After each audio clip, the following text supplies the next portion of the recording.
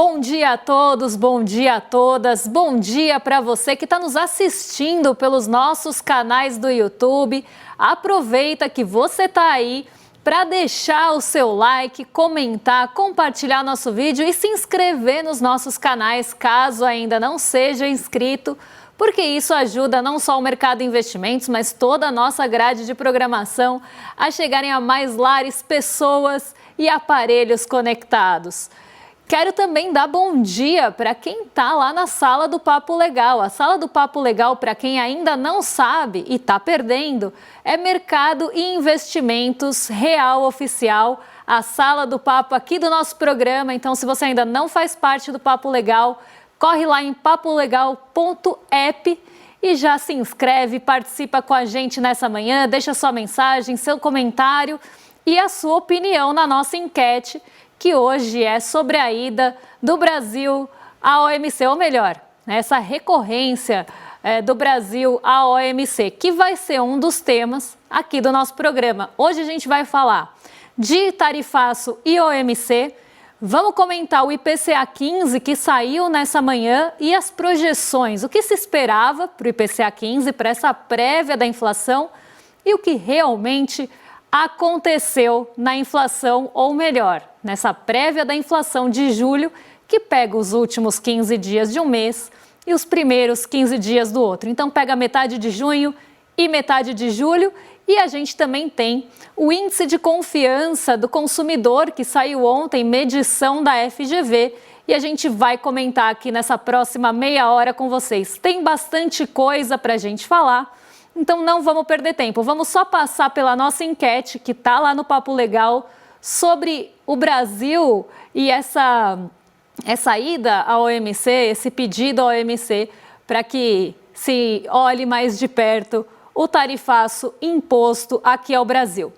Você acredita que a OMC pode ajudar a resolver o tarifaço?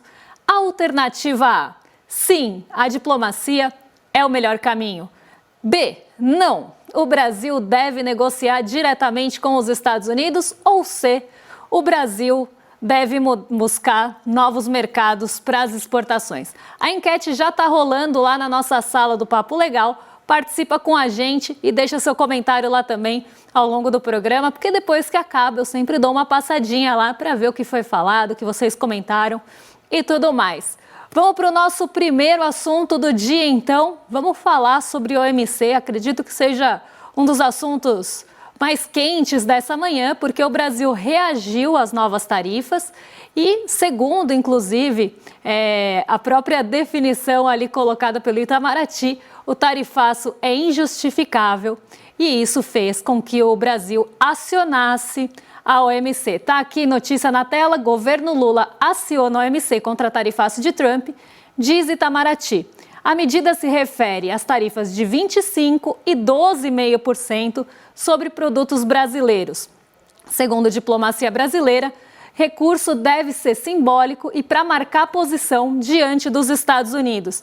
Então, o governo brasileiro decidiu levar a Organização Mundial do Comércio à disputa contra as novas tarifas impostas pelos Estados Unidos aos nossos produtos nacionais, tanto aquela de 25% como a sobretaxa de 12,5% que foi anunciada posteriormente e aplicadas pela gestão de Donald Trump. E isso marca uma nova etapa na reação do Brasil ao enfrentamento e ao endurecimento da política comercial estadunidense. Embora integrantes da diplomacia reconheçam que a iniciativa tem poucas chances de produzir efeitos práticos, o recurso busca registrar formalmente a posição brasileira e reforçar que, na avaliação do governo, as medidas violam as regras do comércio internacional. Vamos entender esse imbróglio aqui, porque tem muita gente falando que não vai ter efeito prático, inclusive acabei de falar que isso pode ter um efeito limitado. Mas por que o Brasil resolveu acionar a OMC? Por que o Brasil resolveu ir a uma Organização Mundial do Comércio pedir essa avaliação em relação às tarifas impostas pelos Estados Unidos aqui? Eu acho que vale entender, até um pouco de histórico da OMC para a gente discutir nessa manhã. esse papel da Organização Mundial do Comércio, que inclusive vem enfraquecida pelos próprios Estados Unidos, principalmente durante o governo Trump.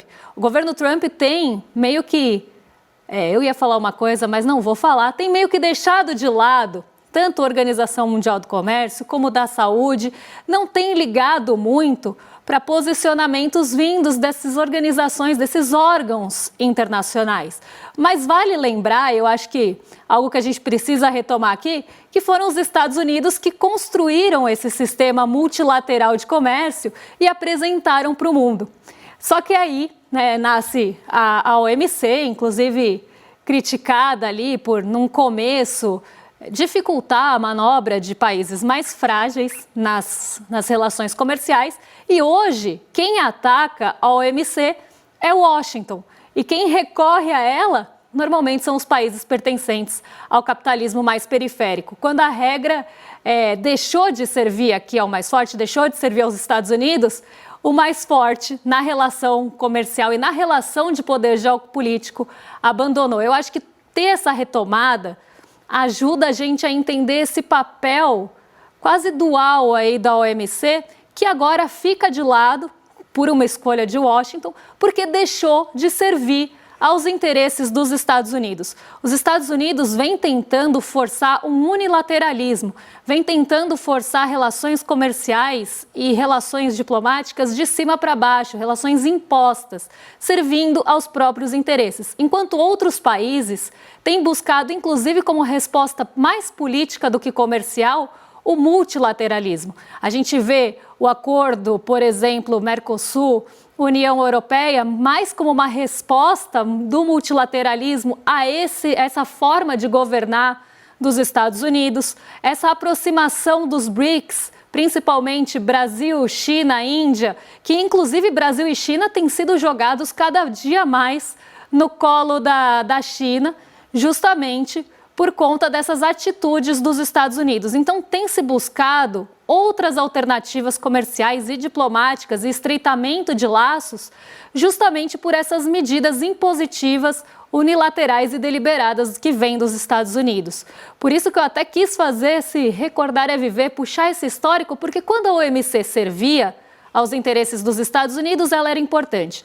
A partir do momento que ela deixa servir e os países começam a acionar, inclusive nessa tentativa de resposta ao tarifaço ou a outras medidas impostas pelos próprios Estados Unidos, aí eles começam a abandonar e deixar de lado. Era bom enquanto servia aos seus interesses. Agora deixou de servir, mas também com um recado aqui, eu diria. Deixou de servir porque as organizações, como se elas estivessem ali prestando a um papel que fere ou vitimiza ali os Estados Unidos de alguma forma.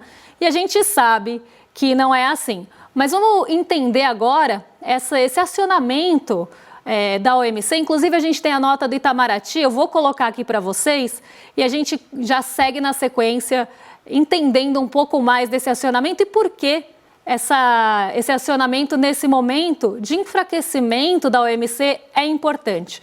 Vamos colocar aqui então a nota do Itamaraty e a gente segue na sequência. O governo de Donald Trump anunciou a aplicação de um segundo conjunto de tarifas contra produtos brasileiros. Primeiro, de 25%, tem relação com o entendimento da Casa Branca de que o Brasil adota práticas desleais na economia contra empresários americanos. O mais recente, de 12,5%, foi tomado com base na conclusão dos Estados Unidos de que dezenas de países, incluindo o Brasil, falharam ao proibir ou fiscalizar a importação de mercadorias produzidas em locais onde há trabalho forçado.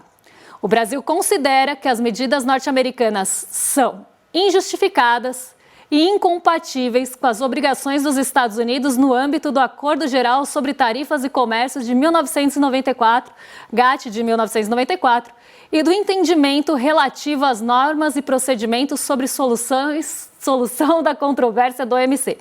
Vamos entender um pouco desse comunicado aqui com vocês e por que é importante, sim, recorrer à OMC em um momento como esse, principalmente em um momento como esse.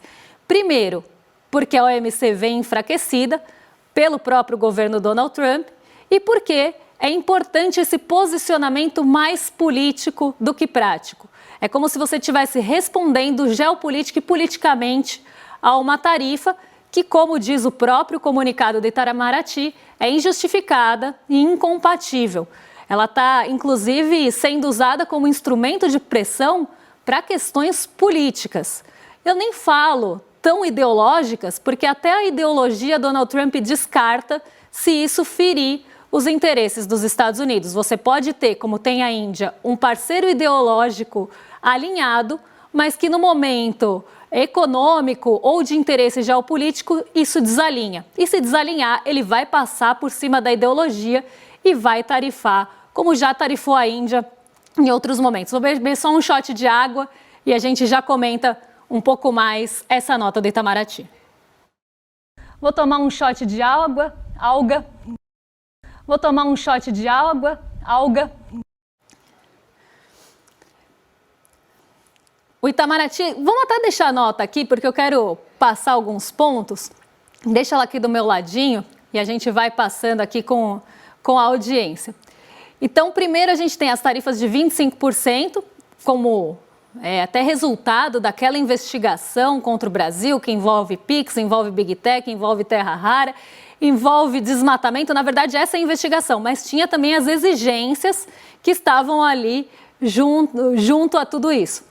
Então, a gente tem primeiro esses 25% e agora o Brasil no rol dos países que, em tese, facilitam a importação de mercadorias produzidas em locais onde o trabalho é forçado. Aqui, tá nesses dois pontos. No primeiro, eu vejo um ataque ao Brasil, mais especificamente, por esses ferimentos que eles veem contra a economia americana. Então, a economia estadunidense ela estaria sendo prejudicada por PIX, por lucros ali de Big Techs que não podem operar aqui livremente, os meios de pagamento que tem uma barreira à entrada aqui no Brasil. É como se isso estivesse prejudicando a economia estadunidense. Eles só esqueceram que a gente tem um déficit de balança comercial histórico, que se a gente pegar aqui, inclusive eu tenho os números, se a gente pegar nos últimos anos, é um déficit bastante grande. Deixa eu só voltar aqui porque eu separei os dados para vocês. O déficit aqui, quem é superavitário, vamos pegar pelo lado maior. O superavitário na nossa relação aqui com os Estados Unidos são os Estados Unidos com 480 bilhões de ganhos com o mercado brasileiro em bens e serviços entre 2000 e 2025. São 25 anos que acumulam um superávit, um déficit da gente com eles de 480 bilhões de dólares. Então, a justificativa comercial realmente não se sustenta. Ela é injustificável, mas tem todo o background, tem todo o pano de fundo político em relação a isso e dos interesses das empresas dos Estados Unidos. E se a gente pegar terras raras, eu acho que vale um dia que a gente falar sobre terras raras. Os Estados Unidos vêm tentando operar aqui em algumas minas, não só de minérios de terras raras, mas outros produtos também, tentando trabalhar essas minas 100% com a exportação voltada para os Estados Unidos, tentando tirar a Ásia do jogo aqui. Então, existe uma série de fatores geopolíticos que a gente poderia colocar nessa equação. Mas aqui a segunda parte, mais recentemente, 12,5% de tarifa com base na conclusão dos Estados Unidos de que países estariam facilitando ou não fiscalizando ou proibindo a importação de mercadorias produzidas em locais onde há trabalho forçado. Aqui a gente também vê uma forçação, não do trabalho, mas da barra do Donald Trump, de tentar voltar a impor aquela tarifa do tarifaço que foi considerada ilegal lá no passado. Ele precisava de uma justificativa para colocar novamente essas tarifas e aí ele vai para esse caminho como pretexto também para continuar tarifando os países que ele gostaria de tarifar ou pressionar comercialmente para atingir outros objetivos. Outra coisa que eu acho que vale a pena reforçar é que esse posicionamento do Brasil de acionamento da OMC nesse momento é importante. Porque é uma resposta, ainda que leve anos, ainda que não seja prático, é uma resposta política sim, é um posicionamento, ainda mais nesse momento eleitoral, que se tenta jogar o tarifaço no colo do presidente Lula e descolar isso do Flávio Bolsonaro, e também é recorrer a um organismo que está enfraquecido pelos próprios Estados Unidos. É uma segunda resposta. A terceira que eu colocaria como essa tentativa de fortalecer o multilateralismo em um momento que se tenta impor as vontades e os interesses dos Estados Unidos aqui de forma unilateral, impositiva e deliberada. Eu acho que esses 3 pontos são mais importantes do que os efeitos práticos do próprio acionamento da OMC. Vamos acompanhar aqui cenas dos nossos próximos capítulos dessa novela Tarifa Fatal, que está longe de acabar e voltou agora para as nossas telas com a segunda temporada, Tarifaço, parte 2. O inimigo agora é outro, né? Agora são novas tarifas, é uma nova sessão acionada. Então a gente tem aqui outro momento da nossa novela. Vamos mudar de assunto, vamos mudar completamente de assunto, mas nem tanto assim, porque na verdade tudo está interligado quando a gente fala de economia, política e geopolítica, porque saíram dados de inflação nessa manhã, dados da prévia da inflação, do IPCA 15, e o mercado esperava uma inflação acima do teto da meta nos 12 meses, no acumulado em 12 meses, e esperava inclusive uma aceleração inflacionária. Vamos colocar aqui as projeções do mercado primeiro e depois a gente volta para ver se o mercado acertou ou se o mercado errou. Na média e na mediana, o mercado esperava uma alta nos preços de 0,21 de forma geral, 0,21% na média e na mediana no mês de julho e 4,67% acima do teto da meta de 4,5% no mês de julho acumulado em 12 meses. O piso, a menor das projeções, foi de 0,17% e o teto 0,28%. Então não foi uma margem tão grande, uma margem mais apertadinha aqui. E se a gente pega a distribuição dessas projeções, a maior parte ficou ali mais perto do piso, por isso que a média e a mediana ficaram próximas aí do piso, porque variou de 0,17 a 0,21 e os respondentes ficaram mais concentrados nessa parte da distribuição do que no restante. Então, concentraram mais perto do piso. O mercado esperava que a inflação, ou o IPCA 15, desacelerasse agora em julho, puxado principalmente pela queda dos alimentos. Mas ainda assim, os consumidores continuariam sentindo pressão em alguns grupos e itens, como energia elétrica, passagem aérea, que tendiam a limitar a desaceleração mais intensa no índice. O dado foi divulgado nesta terça-feira de manhã pelo IBGE e deve trazer, segundo as expectativas do mercado, uma inflação acima do teto da meta. Será que o mercado acertou ou o mercado errou?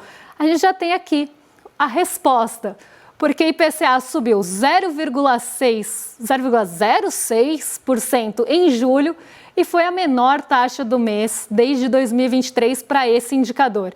Energia elétrica foi a principal influência para a alta do IPCA e teve alta aí de 3,03%. Então o mercado acertou e errou, né, em partes, porque ele errou muito a projeção, tanto dos 12 meses quanto do mês de julho, mas acertou alguns fatores de pressão inflacionários, até porque se errasse isso, pelo amor de Deus, já tinha um monte de indicadores, indícios que apontavam para a alta da energia elétrica no mês de julho, ou a continuidade da alta da energia elétrica nesse mês de julho.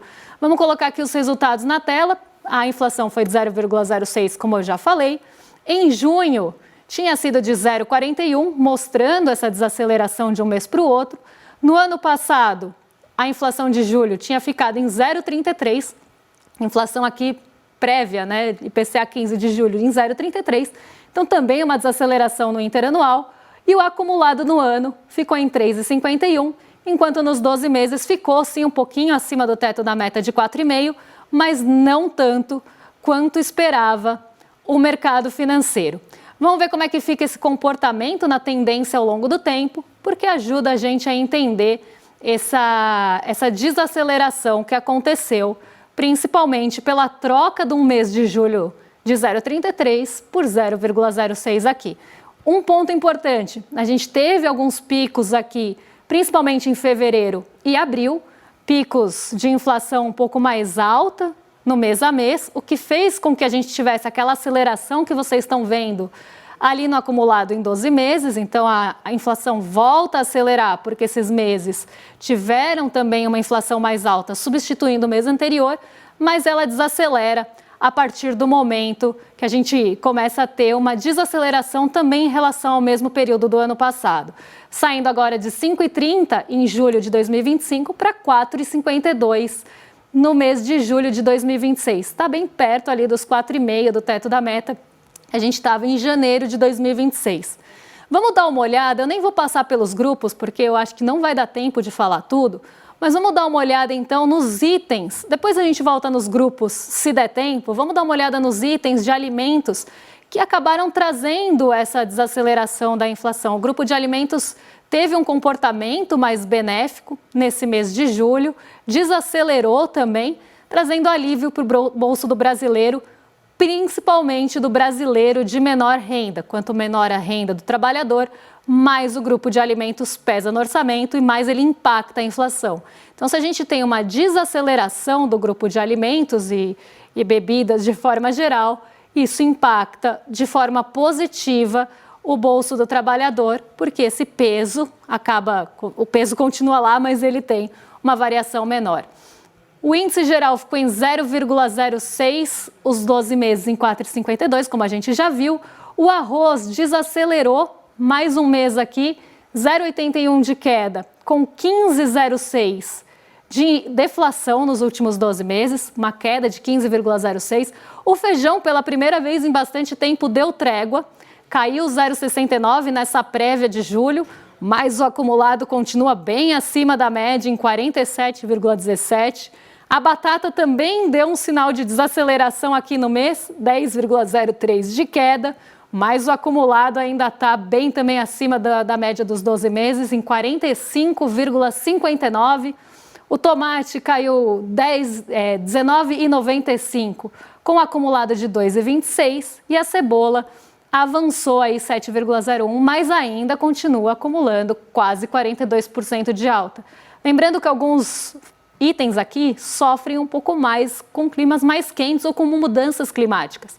Caso, por exemplo, das hortaliças e verduras, que são bastante perecíveis, então acabam sofrendo mais em momentos de calor, em momentos de mais que o transporte também acaba propiciando isso. Caiu 1,15, mas o acumulado ainda está acima da média. Vamos para a energia, porque é algo que importa também, porque é lá que está a energia elétrica, que foi um dos vilões desse IPCA 15. Junto à energia elétrica, a gente teve também as passagens aéreas que ficaram mais caras, e isso deve pesar mais onde? No bolso do brasileiro de maior renda. Quando sair o IPCA fechado de julho e a gente tiver o extrato de renda, caso no fechamento do mês a gente continue tendo esse comportamento de passagens aéreas mais caras e alimentos mais baratos, a gente vai encontrar aquela escadinha ao contrário, né, que é a inflação menor para as menores rendas e uma inflação maior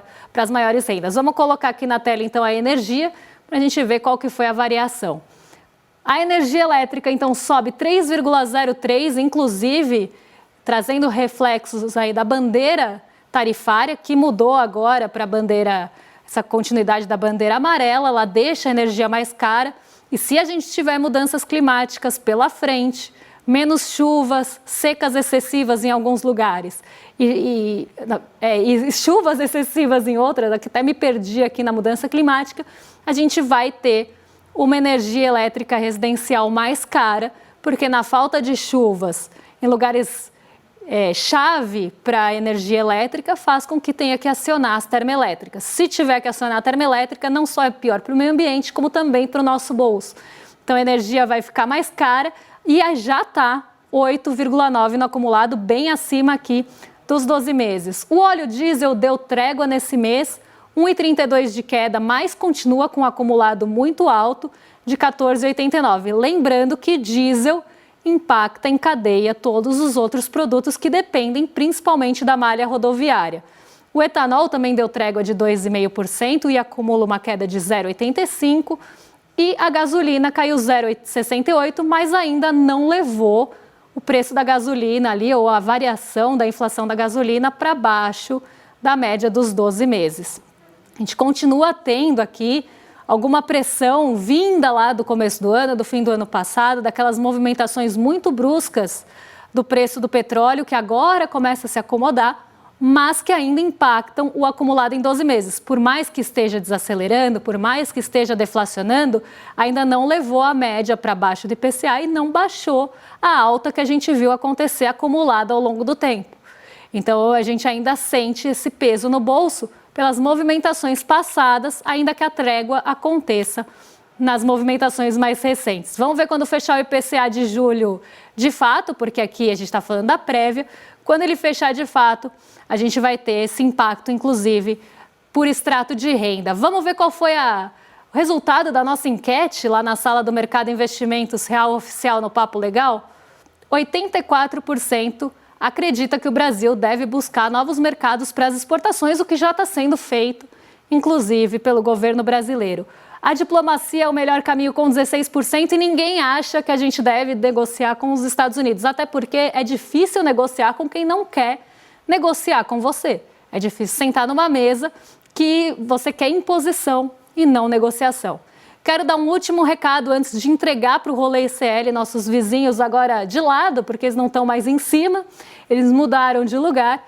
Quero só convidar vocês a se inscreverem e apoiarem o ICL aqui em iclmercado.com.br, porque a gente está com uma série de brindes exclusivos junto ao Vitalício, que você paga uma vez e tem acesso ao ICL para sempre, tudo que virá e tudo que já veio. E além disso, você leva essa caixa confidencial, edição de colecionador com revista, com arquivo, com livro da Judalpiva. Tá ali, é um mega pacote mesmo, como a gente fala, com brindes muito legais aí para vocês. Vou entregar para o Rolê ICL agora, vocês estão em mais do que excelente companhia. E eu volto amanhã com o Mercado Investimentos às 10h30 da manhã. Um beijão e até lá. As inscrições para o plano vitalício do ICL estão abertas oficialmente. A partir de agora, você pode pagar uma única vez e ter acesso para sempre a todos os nossos cursos, documentários nacionais, internacionais e ao acervo completo da nossa plataforma. Essa é, sem dúvidas, a maior oferta da história do ICL. A gente preparou um mega pacote exclusivo para quem garantir a vaga nessa oportunidade. Se você quer garantir a participação no maior movimento de pensamento crítico do país por toda a vida, sem custos de renovação, não deixa para depois. Essa oferta é por tempo limitadíssimo e as vagas podem se encerrar a qualquer momento. Por isso, corre! O ICL está em todo lugar, na palma da sua mão, na TV da sua casa e até nos seus ouvidos. Para ir além da manchete e mergulhar com apuração e contexto de verdade, acesse iclnoticias.com.br. Siga o ICL, compartilha e vem com a gente. Informação para quem pensa.